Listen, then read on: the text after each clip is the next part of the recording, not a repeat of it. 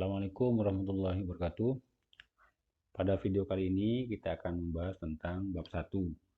Nah, mudah-mudahan dengan adanya video ini bisa terdapat membantu teman-teman mahasiswa untuk lebih memahami terkait dengan logika dan algoritma.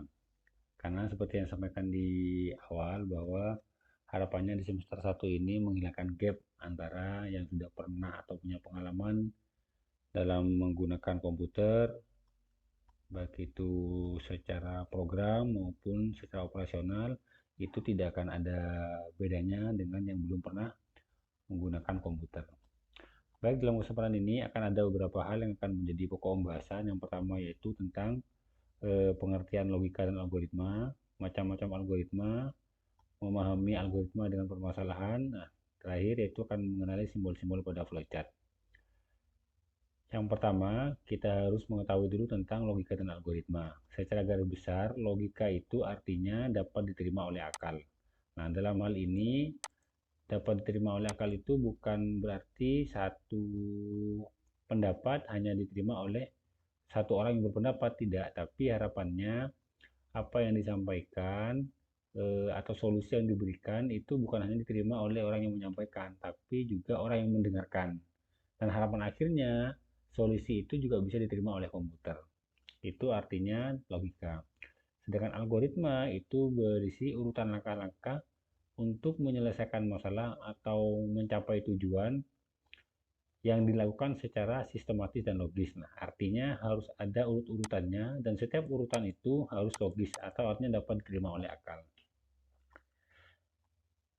Dalam algoritma ada beberapa cara yang bisa kita gunakan. Yang pertama yaitu dalam bentuk deskriptif atau bentuk deskripsi, dan biasanya ini biasanya dalam bentuk narasi.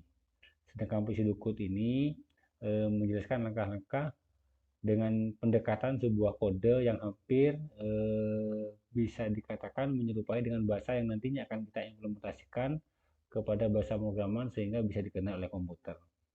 Sedangkan algoritma yang digambarkan dalam bentuk flowchart itu artinya kita akan memaparkan solusi atau algoritma secara sistematis dan logis dalam bentuk sebuah simbol atau bagan atau chart. Sedangkan algoritma yang digambarkan dalam bentuk rig picture itu menjelaskan langkah-langkah dalam menyelesaikan masalah dengan menggunakan struktur gambar, dan biasanya ini digunakan untuk merepresentasikan informasi dari sebuah sistem kepada orang yang awam terhadap simbol-simbol dalam dunia informatik atau simbol-simbol dalam dunia komputer. Berikutnya, nah untuk memahami implementasi atau masalah dalam algoritma, pada buku ini sudah diberikan beberapa contoh permasalahan disertai dengan solusinya. Contoh yang pertama yaitu menolong seorang petani untuk menyeberangkan rumput, domba, dan serigala ke pulau sebelah dengan sebuah perahu. Dalam perahu itu hanya muat petani itu sendiri dan satu barang bawaannya. Bisa jadi petani dengan rumputnya, bisa juga petani dengan dombanya, atau petani dengan serigalanya. Petunjuknya adalah jika petani tidak mengawasi sedikit saja, maka jika domba dikumpulkan dengan rumput, maka rumput tersebut akan dimakan oleh dombanya. Atau jika domba tersebut dikumpulkan dengan serigala, maka domba tersebut akan dimakan oleh serigalanya. Nah, tantangannya adalah kita membuat langkah-langkah. Nah, ini kita diminta untuk membuat algoritmanya. Artinya, petani, rumput, domba, dan serigala itu dapat menyeberang dari pulau A atau pulau sebelah ke sebelahnya, atau pulau A ke pulau B dalam keadaan selamat semuanya.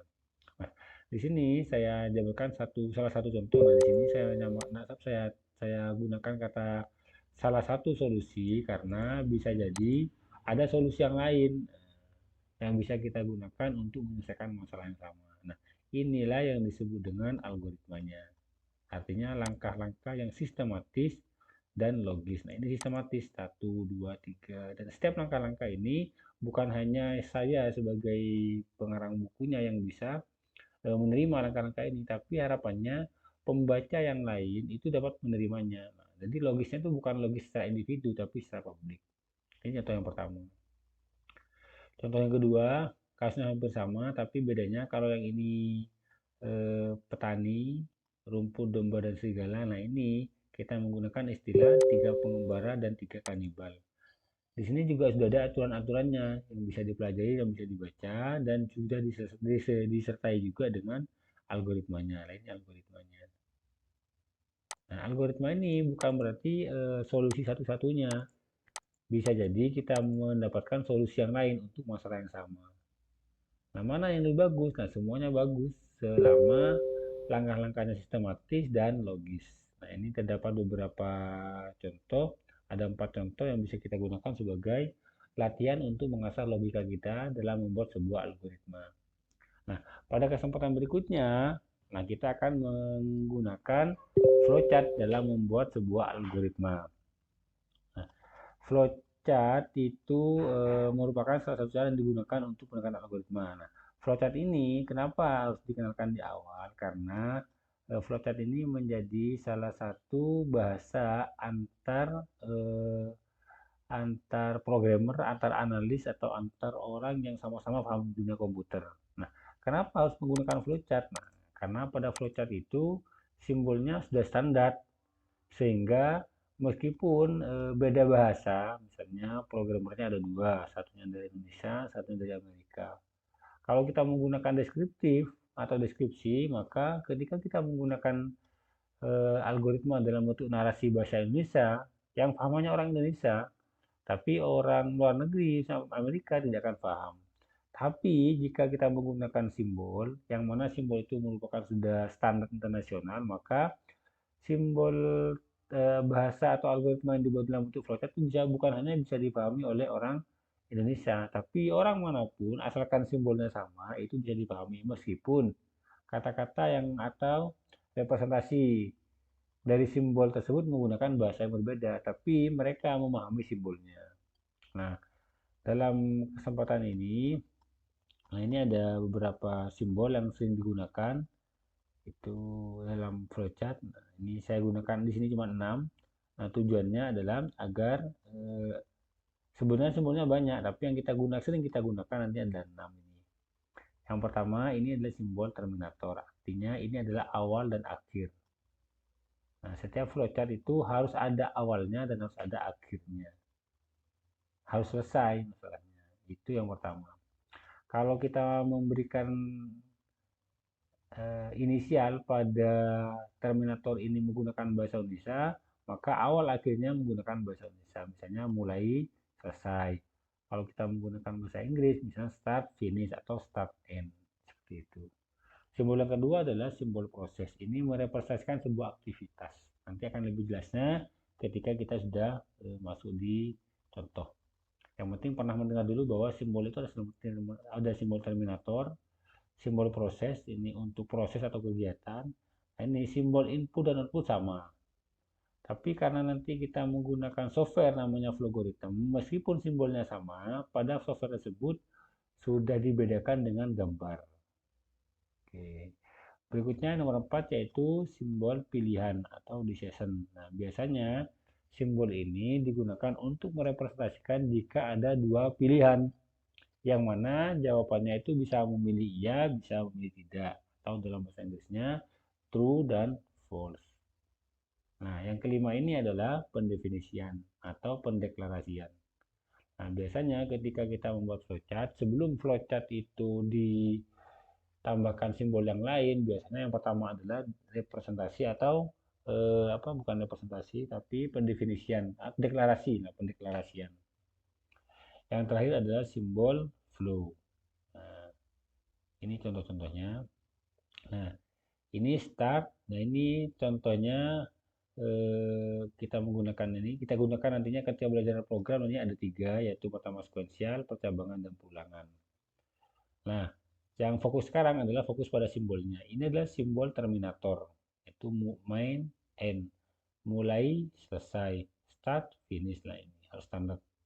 Berikutnya, ini ada simbol dari deklarasi atau apa istilahnya?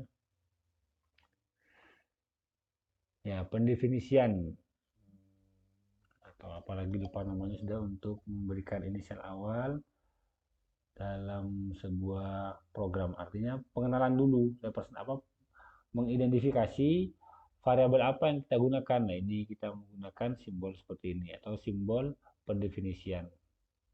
Simbol untuk mendeklarasi sebuah variabel. Jika variabel-variabel ini sudah didaftarkan, maka kita bisa menggunakan simbol input. Nah, contoh kasus ini nantinya khusus untuk mencari luas persegi panjang. Nah, misalnya dalam kasus ini adalah membuat flowchart untuk mencari luas persegi panjang. Nah, sebelum mencari luas persegi panjang, kita membutuhkan apa saja? Yang kita butuhkan adalah panjang, lebar, serta luas. Nah, panjang ini apa? Panjang ini untuk input, sedangkan lebar ini untuk input juga. Input, input. Setelah didapatkan input panjang, input lebar, berikutnya kita hitung luas. Nah, ini simbol proses. Ini deklarasi, berikutnya ini input. Setelah inputannya ada, kita buat prosesnya. Prosesnya apa? Yaitu variabel luas atau inisial luas itu merupakan nilai dari panjang dikalikan dengan lebar. Panjang ini diinputkan, lebar juga diinputkan. Hasil perkaliannya disimpan ke dalam namanya variabel luas. Baru setelah itu output. Nah, ini simbolnya sama tapi warnanya berbeda karena kita menggunakan software. Nah, baik. Nah, ini beberapa latihan yang bisa digunakan sebagai bahan untuk refleksi sehingga pemahaman kita terhadap setiap materi itu bisa maksimal. Baik, mungkin itu saja untuk penjelasannya. Nanti kita akan lanjut lagi pada video berikutnya.